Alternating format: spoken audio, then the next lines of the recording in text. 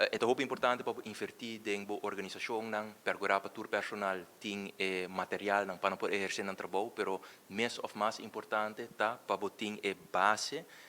legal, dus é parte legislativo também regla. E agora nós iniciar o processo aqui para março 2024, Aruba como é o primeiro país em reino introduzir o wetboek novo aqui.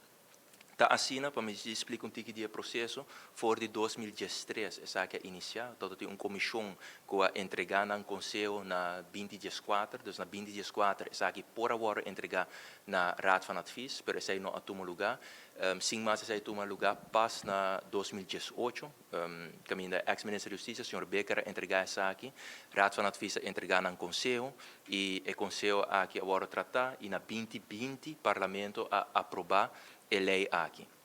Obviamente, para mim, que echt percorrer para introduzir a lei modibisa, é importante para botar tour e randvoorwaarden em place. E parte muito importante, mirando tour e cambio não que toma lugar, para percorrer para tour es não começar a trazer a lei aqui, tá bom educar e não há uma explicação ampla de matéria. Eu estou muito satisfeito com nós por a com diferentes comissões que a elaborar extensamente a comissão aqui todo consiste de personal do Ministério Público, Corpo Policial, nosso Ministério, dos Ministérios de Justiça e Assunto Social, mas também Corte, e junto na percorrer para desenhar a opleiding que a AWETA inicia. Me serviço que durante 2 semanas, a Universidade de Aruba, junto com o Ministério Público, lo percorrer para arriba 200 pessoas que estão em full cadena, há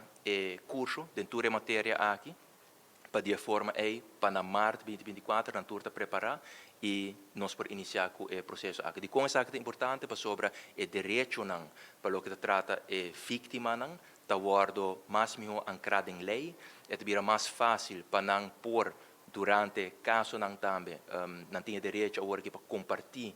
na história modibisa, pero não também há recompensação, pero banda de essa também nós introduzir método não novo para o que está tools que a polícia, em caso aqui, por exemplo, o Ministério Público, por fazer mais investigação. Que é cambio não sumamente importante para de forma aí nós por percorrer para combater criminalidade mais e seguir a redução da criminalidade, o que nós estamos mirando agora aqui.